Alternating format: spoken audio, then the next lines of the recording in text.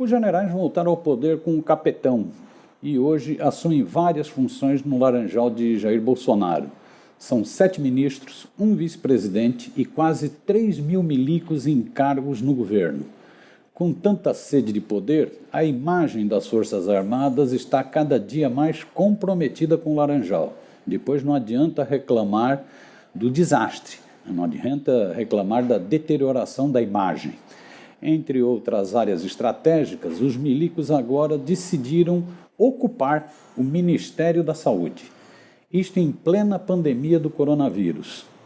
Eles serão cobrados pelo avanço das mortes e dessa tragédia. Serão cobrados. Com a posse do ministro Nelson Teich, que já foi batizado de Nelson Reich, houve uma intervenção fardada no setor. Uma notinha da Folha de São Paulo aponta, aspas, a troca de funcionários do Ministério da Saúde por militares, promovida por Nelson Teich, foi vista com perplexidade por técnicos da pasta que interpretam a manobra como uma intervenção fardada, inédita e grave por ocorrer no meio de uma pandemia com milhares de mortos no país. Isso é o que a Folha diz.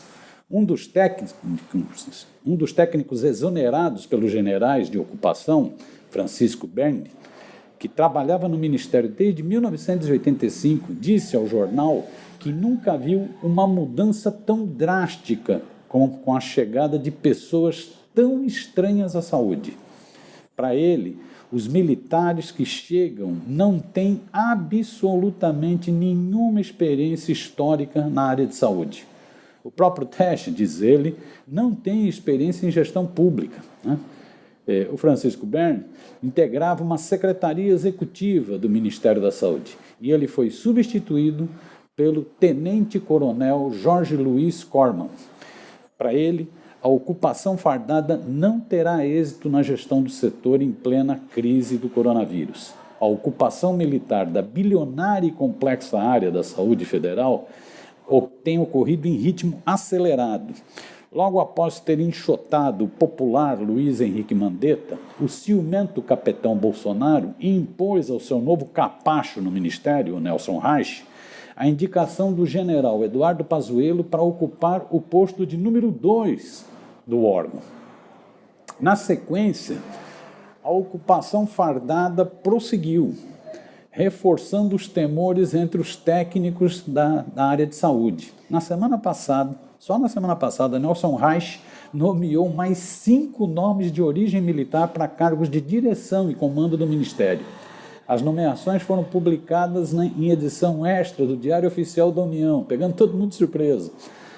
A ostensiva presença militar na área de saúde ocorre no momento mais delicado do avanço do coronavírus no país. Um aumento das mortes, que já superam 10 mil, e o risco de colapso dos hospitais, das UTIs. Os generais, que gostam de se travestir de técnicos e de competentes, terão que enfrentar o capitão Bolsonaro, que é um negacionista, e o caos no Laranjal palaciano. Após o fim da ditadura militar, os generais demoraram um bom tempo para recuperar um pouco de sua credibilidade. Agora estão jogando novamente sua imagem no lixo. Aqui vale uma referência internacional. No mundo inteiro, o Brasil já é visto como provável epicentro da nova pandemia. Na quinta-feira passada, dia 7, a revista britânica The Lancet, que é uma publicação científica das mais conceituadas no mundo, afirmou em duro editorial que Jair Bolsonaro é a maior ameaça no combate à Covid-19 no Brasil. Não há milico que salve essa reputação de par internacional. O editorial enfatiza que o presidente brasileiro, aspas, semeia confusão, desprezando e desencorajando abertamente as medidas de distanciamento físico e confinamento. O texto ainda critica a inabilidade do presidente, que demite ministros em plena crise e gera clima de forte radicalização política no país, evitando a união de esforços no combate ao vírus. Em entrevista à Folha, o médico Richard Wharton, que é o editor da Lancet, explicou as razões desse editorial tão crítico. Disse ele, é desesperador que o governo não esteja seguindo as recomendações das comunidades médica e científicas do país. Ele também criticou os ataques negacionistas, terraplanistas de Jair Bolsonaro à ciência. Aspas, há cientistas brasileiros que são líderes globais em muitos domínios, e esse é um recurso poderoso no qual um país deve se apoiar para o bem da sua população. É por isso que eu chamo o comportamento de Jair Bolsonaro de traição a seu povo. E isso é imperdoável, disse Wharton. De fato, é imperdoável e vai deixar muitas mortes.